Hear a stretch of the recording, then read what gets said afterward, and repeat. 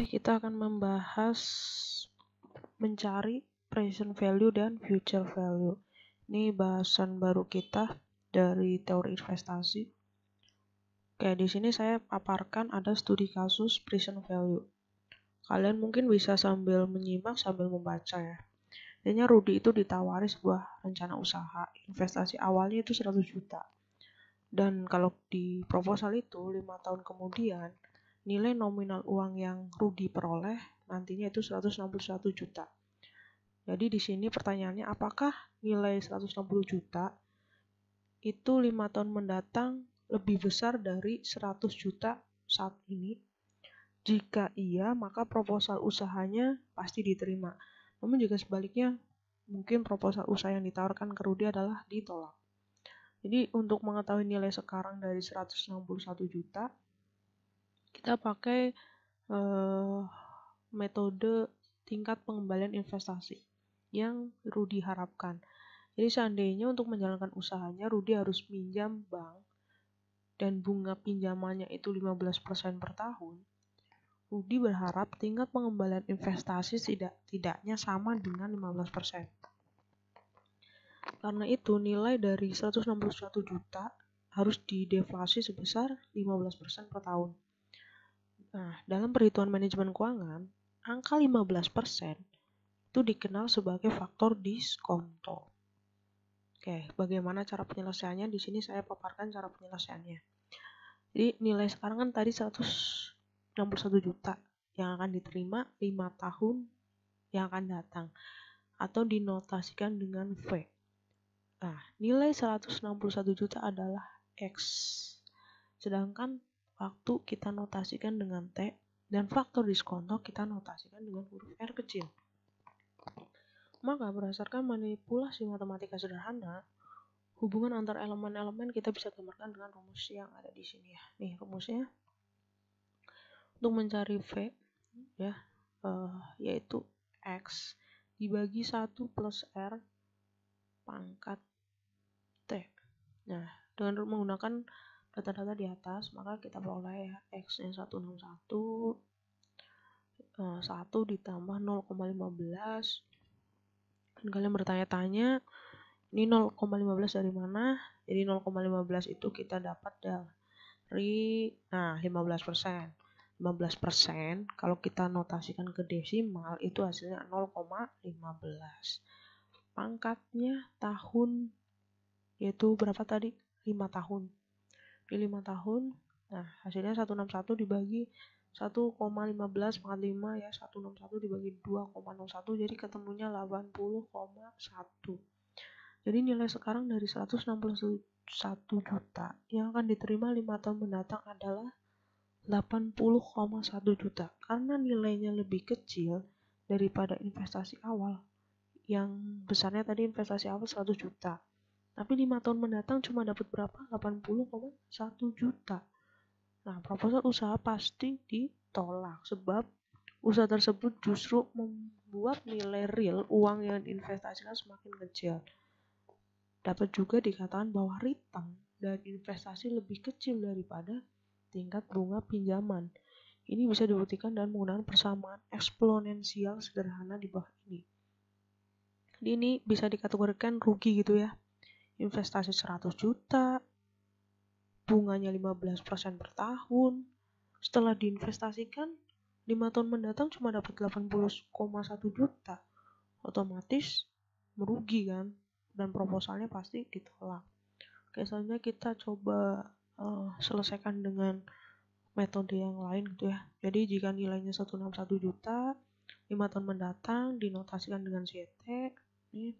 Sedangkan investasi awal dinotasikan dengan CO, maka rumusnya ZT sama dengan Z0 dalam kurung 1 plus R pangkat T. Nah, ini 161 ZT-nya sama dengan 100 dalam kurung 1 plus R pangkat 5. Log 161 sama dengan log 100 plus 5 log 1 plus R. Di log 161 itu kalian bisa gunakan kalkulator ya, kalkulator yang bukan kalkulator pedagang tapi kalkulator khusus. Itu ketemu 2068 sama dengan log 100 itu 2,0 ditambah 5 log 1 plus L. Ini kita substitusi silang untuk perkalian silang ya, kita geser ini ke sini 5 log 1 plus R. Nah ini digeser ke sini berarti 2,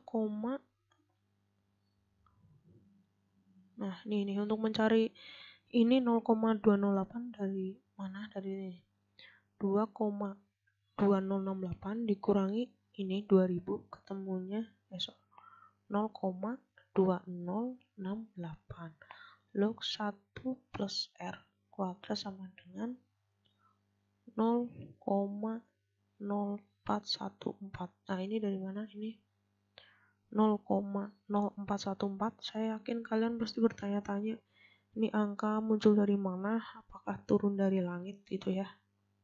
Ya pastinya bukan, ini ada rumusnya juga ya. Jadi rumusnya itu dari 0,2068 kalian bagi dengan 5 ya. Nih geser ke sini. Temennya 0,0414. Terus kita anti log 1 plus R sama dengan 1,10 yang artinya R itu 0,1 atau kalau kita bikin persen gitu ya, itu jatuhnya 10%. Nah, tingkat pengembalian investasi ternyata hanya 10% per tahun.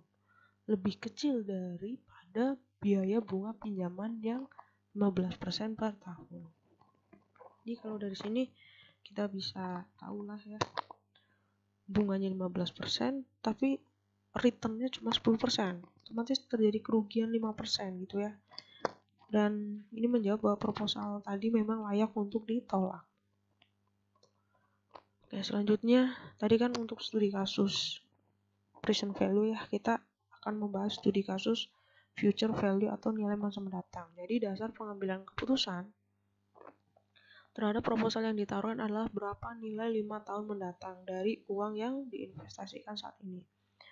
Nah, jika nilainya 161 juta, 5 tahun mendatang adalah lebih besar daripada nilai masa mendatang yang diharapkan, maka proposal usaha diterima. Sebaliknya jika tidak atau nilainya lebih kecil pasti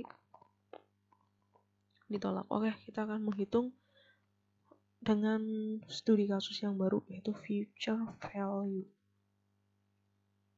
Oke, nah soalnya ini masih sama ya rekan-rekan, itu bisa menggabungkan soal yang pertama yaitu atau contoh kasus yang pertama dengan yang penyelesaian sekarang, karena dari contoh kasus yang tadi kita bikin dua penyelesaian, satu dengan penyelesaian present value, yang kedua kita akan membahas penyelesaiannya dengan future value atau yang sekarang ini kita bahas itu cara penyelesaian dengan future value.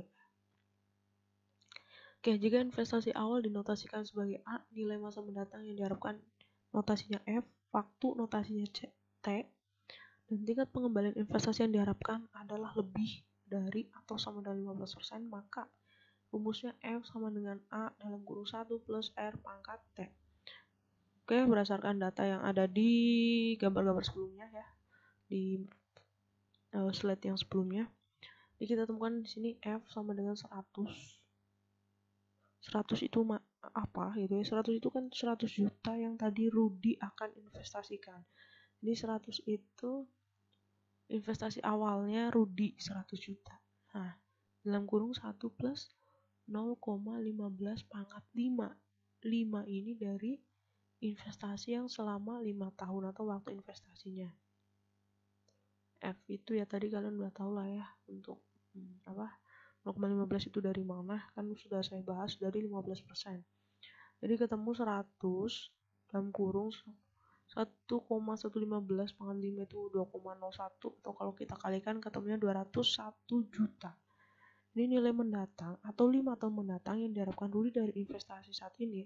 Minimal Rudy itu mendapatkan 201 juta. Sedangkan kalau yang di proposal itu ditawarkan hanya 161 juta. Karena tingkat pengembalian investasi yang dihasilkan hanya 10%, maka proposal ditolak. Intinya kalau kita menghitung dengan metode future value, harusnya intinya kalau kalian menghitung dengan metode present value maupun future value, proposalnya sama-sama ditolak. Karena apa? Tingkat pengembaliannya itu sangat kecil, bahkan tidak menguntungkan dengan investasi sebesar 100 juta untuk 5 tahun yang akan datang, atau kalau kita hitung dengan metode nilai sekarang. Oke, sekian pemaparan dari perhitungan present value dan future value. Jadi jika rekan-rekan mahasiswa masih bingung dan masih bertanya-tanya, kalian boleh bertanya atau mengirimkan komentar-komentar kalian. Oke, sekian dari saya. Sekali lagi terima kasih telah menonton.